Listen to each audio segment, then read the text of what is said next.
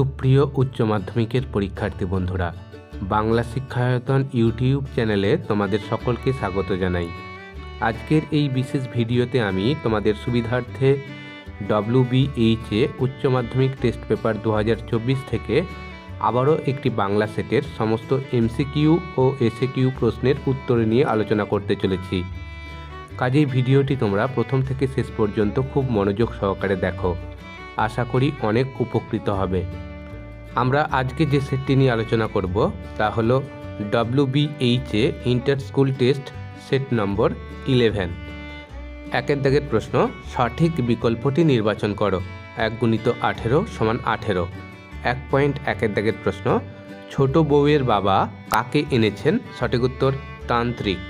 1.2 দাগের প্রশ্ন, নিখিল কটি সন্তানের পিতা? সঠিক উত্তর 2টি। 1.3 দাগের প্রশ্ন, ওকে স্পষ্ট কলমা পড়তে শুনলাম, বক্তাকে? সঠিক উত্তর মোল্লা সাহেব। 1.4 দাগের প্রশ্ন, কোন নদীর জল বাতাসের চাবুকে ছটফটিয়ে উঠে এসেছিল? সঠিক উত্তর মাতলা।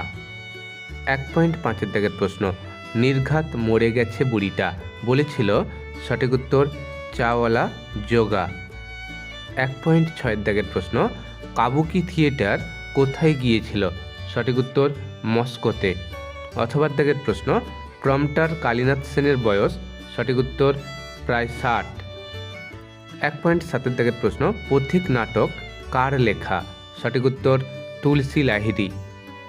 অথবা দাগের প্রশ্ন, পুত্র রাজনীতি বড় কূট, বক্তাকে? সঠিক উত্তর ঔরঙ্গজেব। 1.8 দাগের প্রশ্ন, রজনীকান্ত চট্টোপাধ্যায় কোন চরিত্রের পোশাক পরে মঞ্চে প্রবেশ করেন?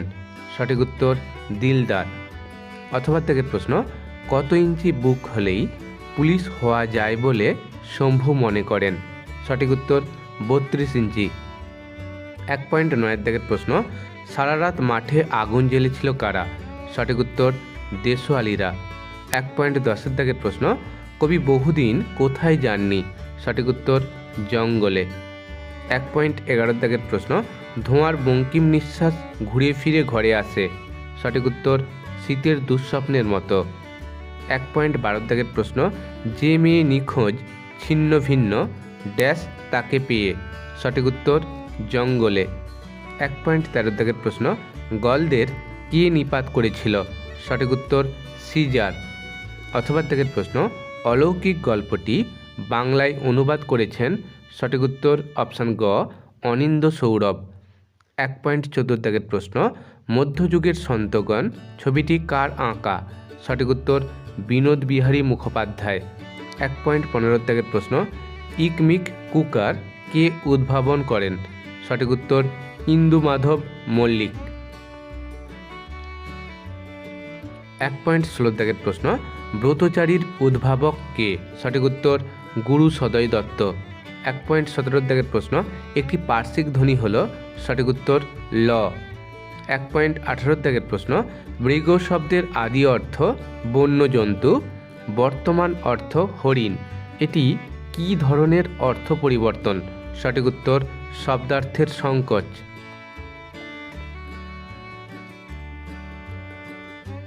এবার দেখো 2 দাগের প্রশ্ন, অনধিক 20টি শব্দে প্রশ্নগুলির উত্তর দাও। 1 × 12 = 12।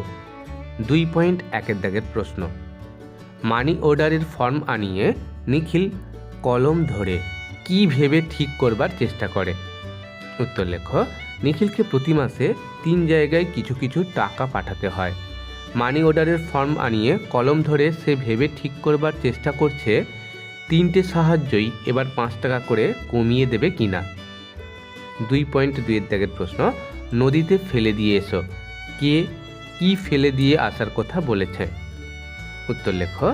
বিজ্ঞ চৌকিদার মৃত বুড়িকে 2 মাইল দূরে নদীতে ফেলে দিয়ে আসতে পরামর্শ দিয়েছিল। 2.3 দাগের প্রশ্ন, অমরের বাড়ির নিচের রাস্তাটির নাম কি? অথবা দাগের প্রশ্ন, এ কথাটা মালিকের কানে তুলবেন না চাটুর্যে মশাই, কোন কথাটা? উত্তর লেখো। বিভাব নাটকে উল্লিখিত অমরের বাড়ির নিচের রাস্তাটির নাম ছিল মণি সমাদ্দার লেন। অথবা দাগের উত্তর, শোয়ার জায়গা না থাকায় প্রম্পটার কালীনাথ সেন যে রোজ রাত্রে লুকিয়ে গ্রিন রুমে ঘুমন, সেই কথা প্রসঙ্গে মন্তব্যটি করা হয়েছে। 2.4 দাগের প্রশ্ন, এ বড় জখমি লাভ সিন, কে কি প্রসঙ্গে বলেছেন? অথবা দাগের প্রশ্ন, মোহাম্মদের ক্যাচটা দাও তো, কে কাকে বলেছেন? উত্তর লেখো। বিভাব নাটকে লাভ সিন করতে করতে ঘটনা পরম্পরায় তৃপ্তি মিত্র নায়ক শম্ভুর গালে একটা চর বসিয়ে দিয়েছিলেন বলে শম্ভু মিত্র একে জখমি লাভ সিন বলেছেন। অথবা দাগের উত্তর, নানা রঙের দিন নাটকে বৃদ্ধ অভিনেতা রজনীকান্ত চট্টোপাধ্যায় প্রম্পটার কালীনাথ সেনকে প্রশ্নোক্ত উক্তিটি করেছেন। 2.5 দাগের প্রশ্ন, আরোগ্যের জন্য কিসের দরকার? উত্তর লেখো। আমি দেখি কবিতায় কবি জানিয়েছেন যে আরোগ্যের জন্য গাছের সবুজটুকু শরীরে দরকার। 2.6 দাগের প্রশ্ন, মহুয়া বনের ধারে কবি কিসের বিশাল শব্দ শুনতে পান? উত্তর লেখো। মহুয়া বনের ধারে কবি কয়লা খনির গভীর বিশাল শব্দ শুনতে পান। 2.7 দাগের প্রশ্ন, একটা অদ্ভুত শব্দ, কিসের শব্দের কথা বলা হয়েছে? সেই শব্দের ফলে কি হয়েছিল? উত্তর লেখো। জীবনানন্দ দাশের শিকার কবিতায় অদ্ভুত শব্দটি হল অরণ্যভূমির শান্ত নির্জন পরিবেশে বন্দুকের গুলির ধাতব আওয়াজের। বন্দুকের গুলির অদ্ভুত শব্দের পরেই নদীর জল নিহত নিরীহ নিরপরাধ হরিণের দেহের রক্তে মচকা ফুলের পাপড়ির মতো লাল হয়ে উঠেছিল। 2.8 দাগের প্রশ্ন, কবি কিসের অক্ষরে নিজের রূপ দেখেছিলেন? উত্তর লেখো। বিশ্বকবি রবীন্দ্রনাথ ঠাকুর রক্তের অক্ষরে দেখেছিলেন তাঁর আত্মরূপ, অর্থাৎ আপনার রূপ দেখেছিলেন রক্তের অক্ষরে। 2.9 দাগের প্রশ্ন, স্পেনের ফিলিপ কেঁদেছিল খুব, ফিলিপ কেন কেঁদেছিল? অথবা দাগের প্রশ্ন, পাঞ্জা সাহেবের লোকজন খবরটা পেয়ে খুবই উত্তেজিত, তারা কেন উত্তেজিত হয়েছিল? উত্তর লেখো। ইংল্যান্ডের বিরুদ্ধে যুদ্ধে স্পেনের রাজা ফিলিপের নৌবহর স্প্যানিশ আর্মাডার শোচনীয় পরাজয় ঘটেছিল, এই জন্য তিনি কেঁদেছিলেন।